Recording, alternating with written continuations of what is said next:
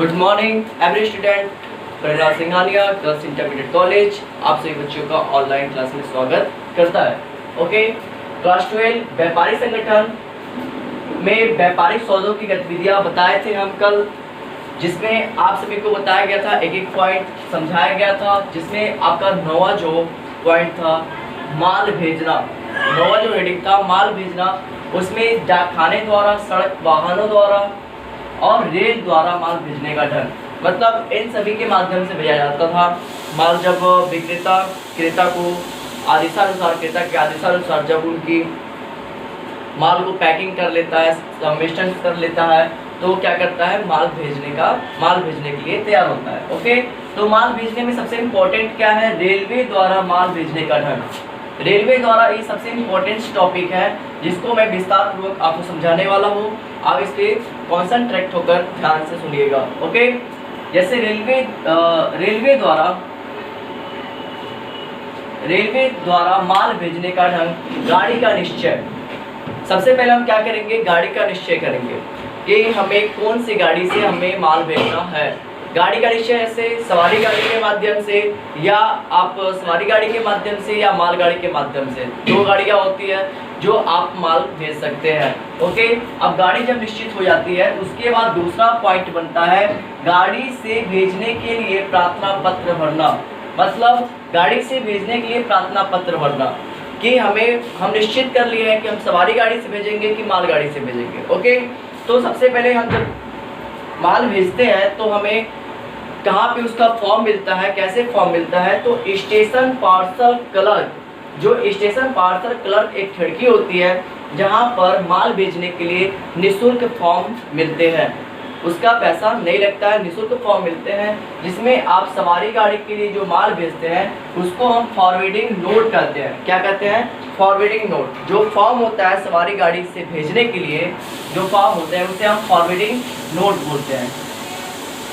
Forwarding note बोलते हैं सवारी गाड़ी के लिए जो फॉर्म लेते हैं, और माल गाड़ी के लिए जो फॉर्म लेते हैं उसे कंसाइनमेंट नोट बोलते हैं। कंसाइनमेंट नोट फॉर्म बोलते हैं, जिसमें हम क्या करते हैं, अपने माल को भेजने के लिए उसमें अपना फॉर्म भरते हैं, गंतव्य स्टेशन का नाम लिखते हैं, कहाँ पे वो माल भेजा जाएगा, पाने वाले का नाम लिखते हैं, कितनी क्वांटिटी है, कितनी पैकिंग है, उनके सभी उस पर फॉर्म में नोट करते हैं। ओके, अगला सबसे इम्पोर्टेंट है तीसरा, जोखिम पत्र भरना।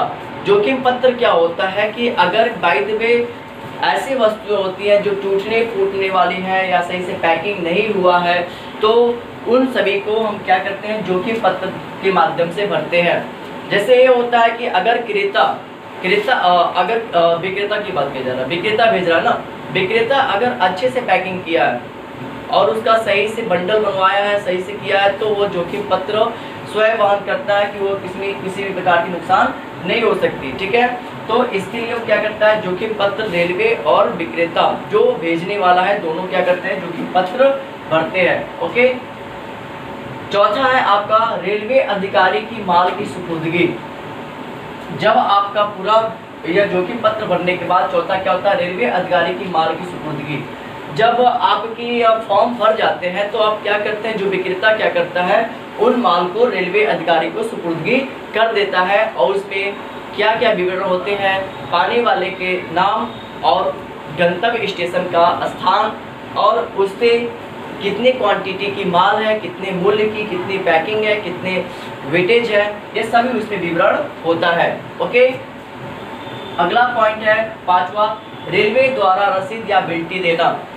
जब उसके पास माल की सुपुर्दगी हो जाती है तो रेलवे क्या करेगा, उस व्यक्ति को जो भेजने वाला है, विक्रेता को क्या करेगा, बिल्टी देगा।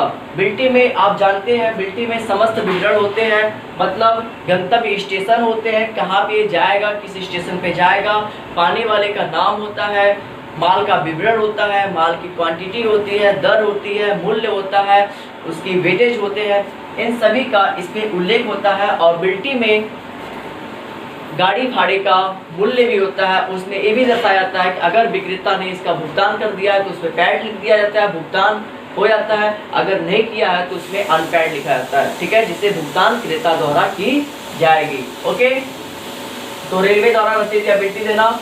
अब छठवां है बिल्टी का पहचान करना। बिल्टी का पहचान क्या होता है?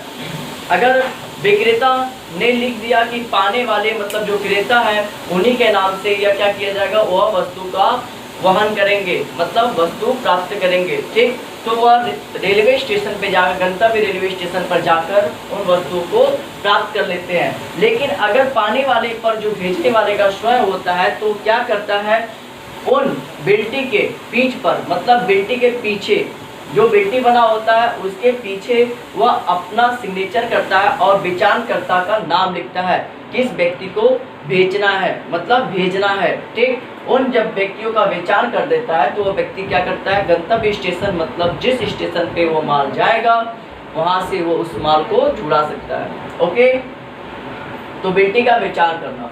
7वां है विलंब शुल्क। आप सभी लोग जानते हैं विलंब शुल्क किससे कहते हैं, जो फाइन वाइन देते हैं, जो समय से पहले उसका माल छुड़ाना या भुगतान ना करना, इन सभी को हम क्या करते हैं, विलंब शुल्क कहते हैं। ओके, जैसे मान लीजिए रेलवे में क्या है कि रेलवे में एक नियम होता है, ठीक, कि वह अपने स्थान पे इतने समय अनुसार, इतने समय अवधि में वह क्या कर सकता है, अपने यहाँ माल को सही रूप से रख सकता है। अगर उतने समय अवधि में आप उन माल को नहीं छुड़ाते हैं तो आपको क्या देना पड़ता है, मतलब जो माल छुड़ाने वाला होता है उसको विलंब शुल्क देना पड़ता है। ओके, 8वां है बिल्टी खोने पर क्या करें।